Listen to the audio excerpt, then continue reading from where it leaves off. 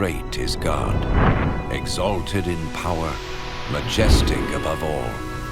The heavens tell of his greatness. The skies display his awesome craftsmanship.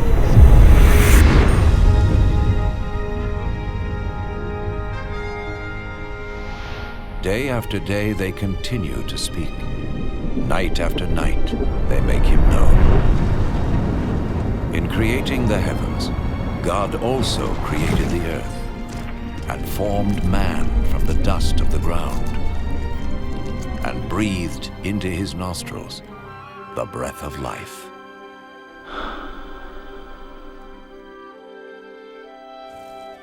The God of love created man and woman in his own image to have a relationship with him. And so in the beginning, they revered and honored God and lived in harmony with him.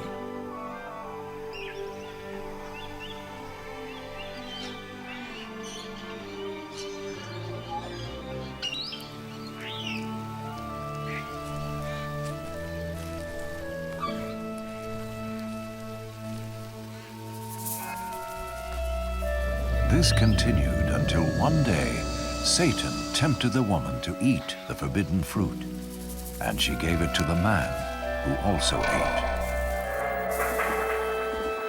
In so doing, mankind rebelled against God and went their own way.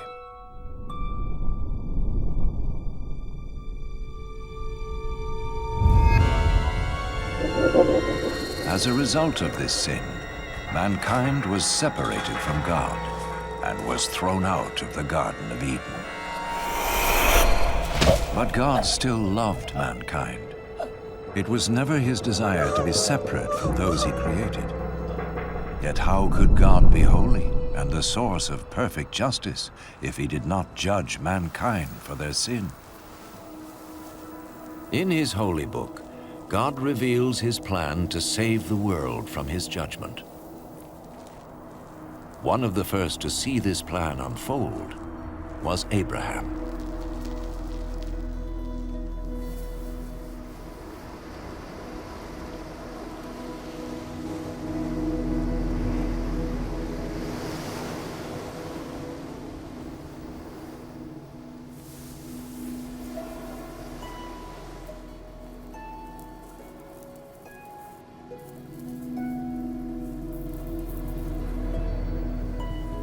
Abraham was a righteous man, whom God promised to bless and make his descendants as numerous as the sand of the sea and the stars of the sky.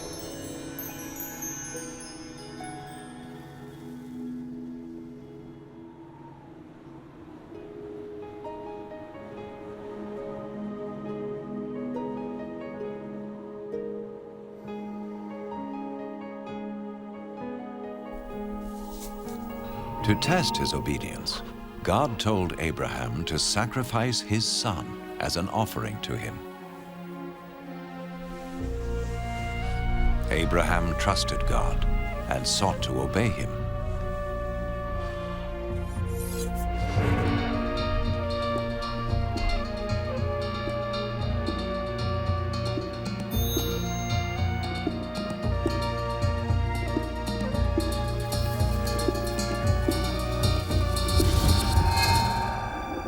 But as he raised his knife to kill his son, the angel of the Lord stopped him. He saw that Abraham feared God and was willing to obey him.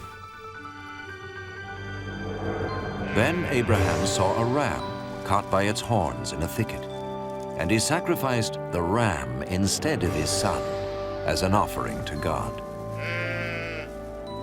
And so God showed Abraham that a lamb or similar animal was to be slain as a temporary covering for sin until God would provide his ultimate sacrifice to pay for the sins of mankind.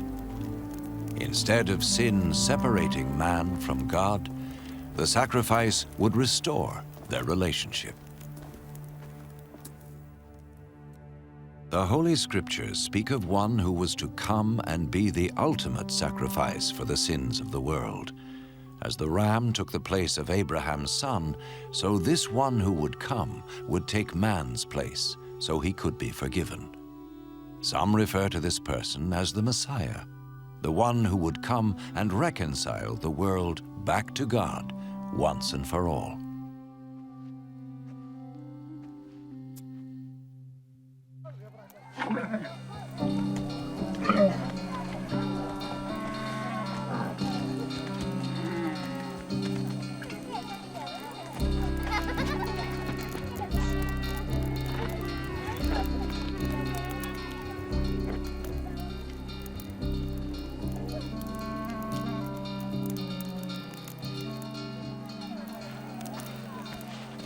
The prophets predicted many things in detail about the Messiah, hundreds of years before he appeared.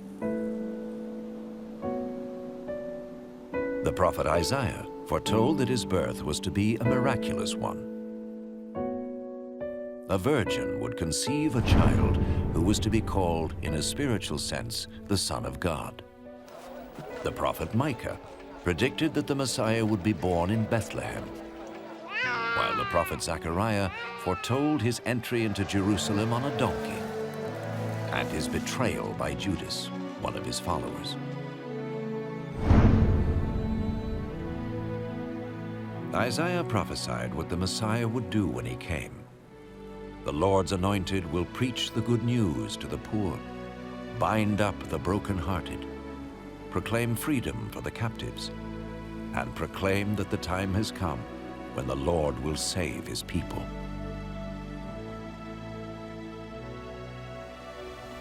So who was the Messiah? In the first century, a prophet came called Jesus. Some thought he was the one the prophet spoke about. Could this be? Did his life fulfill what was predicted of him? Was Jesus more than a prophet? What follows is his story, based on eyewitness accounts as recorded in the Holy Scriptures. An actor plays the part of Jesus, and though no actor is worthy of such a role, it has been done so that we may understand and benefit from the life of Jesus.